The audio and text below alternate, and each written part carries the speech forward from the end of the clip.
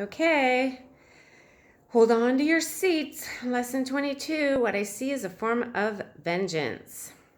Today's idea accurately describes the way anyone who holds attack thoughts in his mind must see the world. Having projected his anger onto the world, he sees vengeance about to strike at him. His own attack is thus perceived as self-defense. This becomes an increasingly vicious cycle until he is willing to change how he sees. Otherwise, thoughts of attack and counterattack will preoccupy him and people his entire world. What peace of mind is possible to him then? It is from this savage fantasy that you want to escape. Is it not joyous news to hear that it is not real? Is it not a happy discovery to find that you can escape? So for the ego, it's not happy because the ego wants to be right.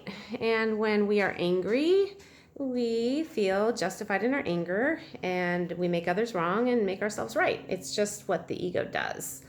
And yet, it's an illusion. And we do have a choice to see it differently.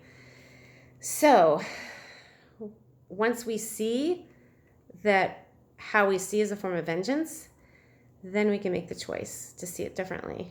It just takes practice, which is why there are all of these lessons and all of this practice to help us learn a different way. When before I started the course, well before, when I was looking at how people always think they're right about, whatever issue it is, it's always from this place of, well, this is what that other person did, we've talked about this, you and I. This is what people do. They blame, they criticize, they talk about what other people are doing wrong. And even in my 20s, I thought, this doesn't make sense. How can everybody be right?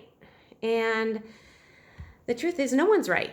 No one's right in the illusion. So when it says it is from the savage fantasy that you want to escape, is it not joyous news to hear that it is not real? Is it not a happy discovery to find that you can escape? So you can be out of that whole thing. You don't even have to worry about who's right because no one is until they're not identified with their ego. And then it's not about being right. It's about the end of separation. And so then we're all right.